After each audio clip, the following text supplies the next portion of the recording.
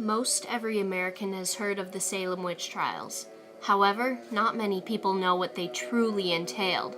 Most people just imagine creepy girls burning or getting hung thanks to horror movies. However, that is not the full story.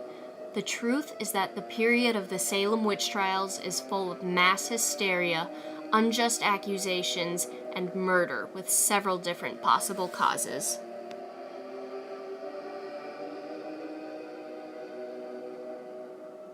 Dear Diary, is there no safety left in this place? Just the other day, my closest friend, Constance, was convicted for witchcraft. I do not know whether these allegations made against her are true or not. This came as a great shock, for my other good friend Priscilla was accused a week or so before. Now it seems as though everyone in this village is wary of me, for I am the only one who remains of our friend trio that hasn't been tried for witchcraft. There was a time when I thought our little village of Salem was the happiest place in this land, but now it is only full of betrayal and wickedness. I don't dare go to the market anymore, for all eyes are on me when I do so, and all people shudder and glare when I pass. Mothers seem to shield their children from me. Girls my age who hath known me forever look at me with a flicker of terror in their eyes. I know not who to trust any more. I fear my friends may have the devil running through their veins, and I am unaware. What if the devil makes his way into my heart? I am trying my hardest to remain in the purest of ways and to keep my heart faithful and holy. That appears to be the only defense I have against these evil doings working their way into my soul and causing afflictions in me. It all started in January of 1692, when Betty Paris, age 9, Abigail Williams, age 11, and Ann Putnam, age 11, started to have fits. They screamed, threw things, uttered peculiar sounds, and contorted themselves into strange positions.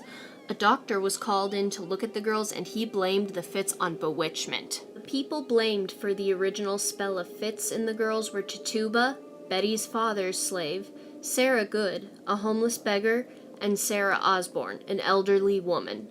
On March 1st, 1692, they were all put in trial and questioned. Both Sarah Osborne and Sarah Good say they were innocent, but Tituba confessed to committing witchcraft. She said that the devil had come to her and asked her to sign his black book. She admitted that she did sign the black book. She also said that there were other witches in the area looking to destroy the Puritan way. And so, the paranoia began to spread like wildfire. No one felt safe. Throughout the duration of the trials, around 200 people were accused of witchcraft. Sarah's 4-year-old daughter was brought in for questioning, and when she answered the questions, she was so scared she was trembling. They took that as a confession. Even the church's most loyal member, Martha Corey, was questioned. This scared the town because if she could be a witch, then anyone could. They had several different ways of testing and trying the accused. One was the prayer test. It was commonly believed that a supposed witch could not speak holy words. The accused would be forced to either say a prayer or scripture. If they made any mistakes, even small ones, they were convicted. Another was the touch test. It was believed that the victims of witchcraft would have strong reactions to the touch of their evildoers. So, if the accused touched the victim and there was a strong reaction, they were convicted. One more major test was the swimming test. It was believed that since witches were against baptism, the water would repel them and they would float. The accused would be thrown into a river with a rope tied around them. If they sank, they were real humans, and they would use the rope to pull them out. If they floated, they were convicted of being witches. There is a common misconception that those convicted would be burned. However, burning witches was actually just in Europe. During the Salem witch trials, in the time frame of almost 1 year, 19 people were hung, 1 man was pressed to death using heavy stones, and 7 people died in jail. Hangings were happening so often that the hill they hung people on became nicknamed Gallows Hill.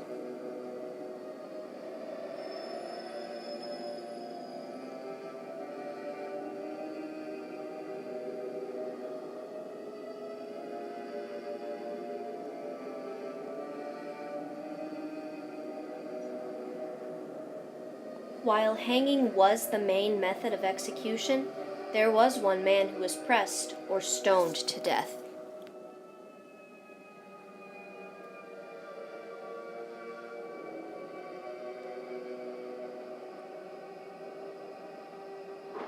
There are several theories concerning the causes of the witchcraft trials. One is that it was an economic scheme churches started.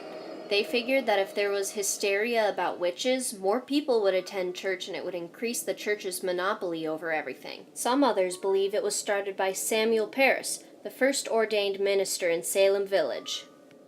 Many believed he did the devil's work because of his greed. His alleged greed, combined with the recent strains on their economy and resources, led them to accusing witchcraft.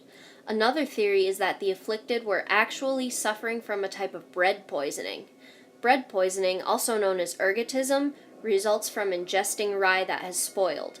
There is a wide variety of symptoms, including tingling sensations, vertigo, vomiting, hallucinations, muscle contractions, melancholia, mania, psychosis, and delirium.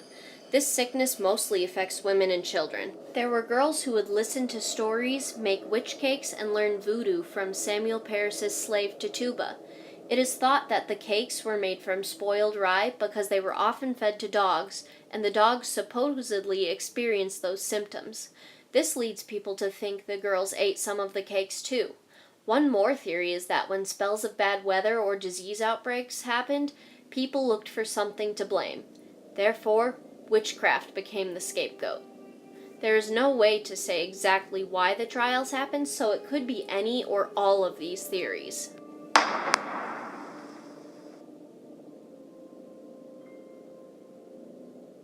There is a lot of history in the Salem witch trials, so much that these theories and summary of the events just barely touch the tip of the iceberg.